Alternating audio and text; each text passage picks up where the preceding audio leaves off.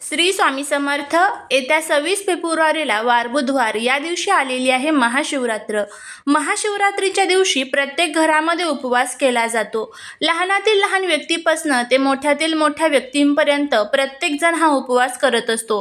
महाशिवरात्रीचा उपवास केल्यामुळे आपल्याला वर्षातील जितके सोमवार आहेत तर तितक्या सोमवारचं व्रत केल्याचं पुण्य मिळतं. त्याचबरोबर प्रदोष आणि शिवरात्रीच्या व्रताचं सुद्धा पुण्य आपल्याला एका फक्त महाशिवरात्रीच्या उपवासाने मिळत असतं. या महाशिवरात्रीच्या उपवासाच्या दिवशी आपण अनेक पदार्थ उपवासाचे खात असतो. त्यामध्ये काही पदार्थ हे प्रामुख्याने आपल्याला खाणं वर्ज्य असतं.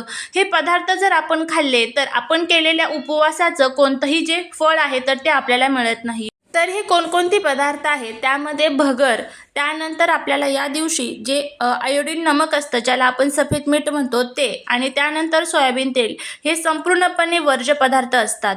आणि आपल्याला कोणकोणते पदार्थ खायचे आहे याचाही व्हिडिओ चॅनलवरती टाकलेला आहे. खाली एका छोट्याशा त्रिकोणवरती तुम्हाला त्याची लिंक मिळून जाईल. तो व्हिडिओ नक्की चेक करा.